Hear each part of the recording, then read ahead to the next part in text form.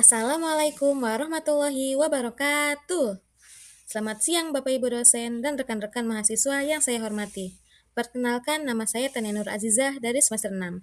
Hari ini saya akan menyampaikan penjelasan tentang Automated Online Proctoring. Apa itu Automated Online Proctoring?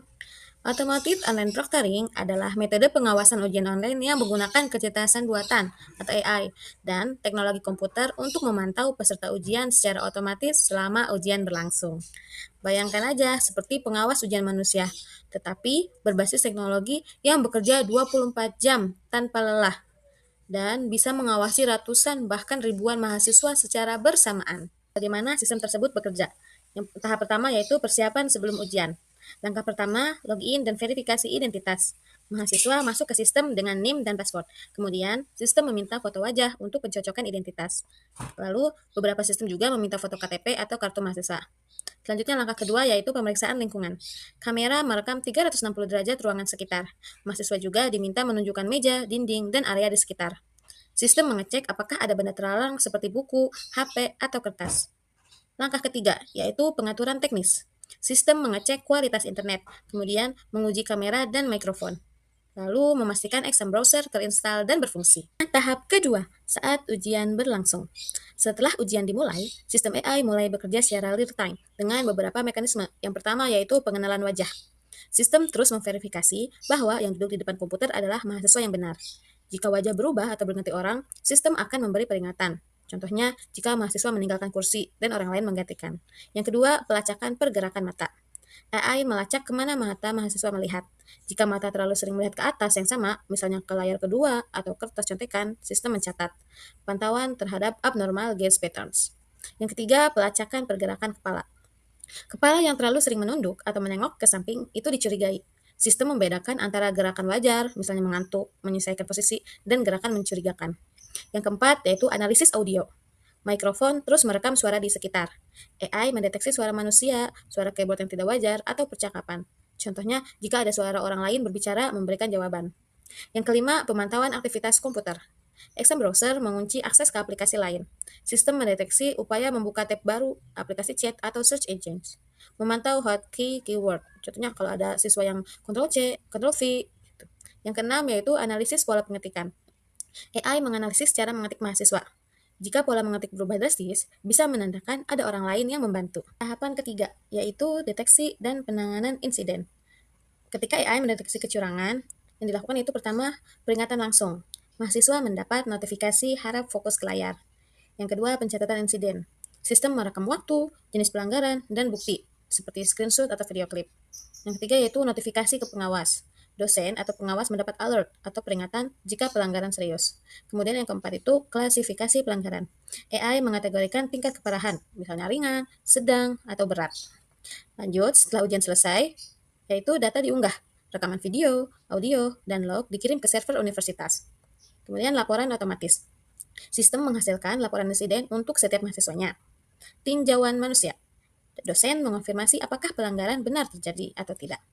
Yang terakhir yaitu keputusan akademik.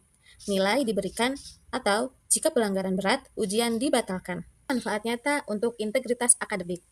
Yang pertama manfaatnya itu mencegah berbagai bentuk kecurangan. Automated online proctoring mencegah kecurangan yang sulit dikontrol dalam ujian daring konvensional. Misalnya, membuka buku catatan, yaitu mendeteksi gerakan mata. Menggunakan HP atau gadget, deteksi suara dan gerakan. Dengan menggunakan teknologi, proses proctoring memastikan peserta tes mematuhi pedoman akademik. Manfaat yang kedua yaitu menjamin otentisitas nilai. Setiap nilai yang diperoleh mahasiswa benar-benar milik mereka sendiri, bukan hasil kecurangan. Ini penting karena dosen percaya dengan nilai yang diberikan. Universitas bangga dengan kualitas lulusan. Dunia kerja percaya pada kompetensi lulusan dan mahasiswa jujur pada diri sendiri tentang kemampuan sebenarnya. Manfaat yang ketiga yaitu standarisasi ujian skala besar. Untuk universitas dengan ribuan mahasiswa seperti universitas terbuka, sistem ini sangat penting karena semua mahasiswa diawasinya sama, tidak ada yang lebih diuntungkan.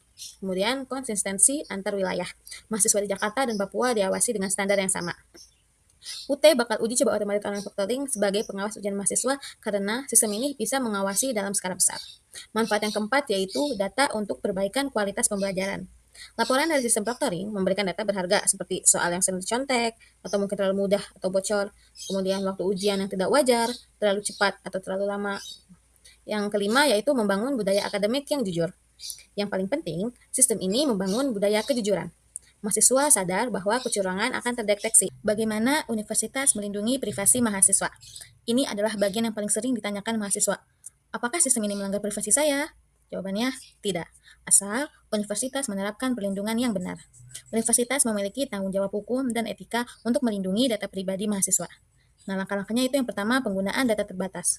Prinsipnya itu, data hanya untuk tujuan ujian.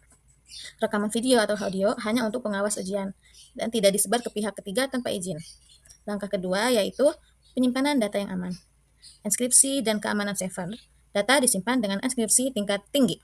Kemudian server menggunakan firewall dan sistem keamanan berlapis. Universitas membentuk tim keamanan siber khusus yang bertanggung jawab atau proteksi data ujian. Langkah yang ketiga yaitu akses yang terbatas. Siapa aja sih yang bisa melihat datanya? Yaitu hanya dosen, pengawas, dan tim keamanan berwenang yang bisa akses data rekaman tersebut. Yang keempat yaitu transparansi dan informed consent. Mahasiswa berhak tahu nih, sebelum ujian, universitas wajib memberi informasi yaitu apa yang direkam, terus tujuan rekamannya, durasi penyimpanan, dan hak mahasiswa. Mahasiswa diberi informasi jelas tentang data yang direkam, tujuan, dan durasi penyimpanan. Langkah yang kelima yaitu penghapusan data setelah masa penyimpanan. Data itu tidak disimpan selamanya. Universitas menetapkan batas waktu penyimpanan, contohnya 6 bulan atau sampai 1 tahun. Setelah masa berlaku, data dihapus permanen dari server. Beberapa institusi menerapkan kebijakan penghapusan data otomatis setelah masa penyimpanan berakhir. Langkah yang keenam yaitu audit dan akuntabilitas. Universitas memantau timnya sendiri. Misalnya audit berkala terhadap akses data, terus log semua akses, kayak siapa, kapan, mengapa, kemudian saksi jika ada staf yang menyalahgunakan akses, dan laporan tahunan tentang penggunaan data proctoring. Terima kasih saya ucapkan kepada Bapak Ibu dosen dan rekan-rekan mahasiswa yang telah mendengarkan penjelasan saya dari awal hingga akhir. Belajar daring tetap jujur, privasi tetap aman. Sampai sini saya akhiri. Wabillahi taufiq wal hidayah. Wassalamualaikum warahmatullahi wabarakatuh.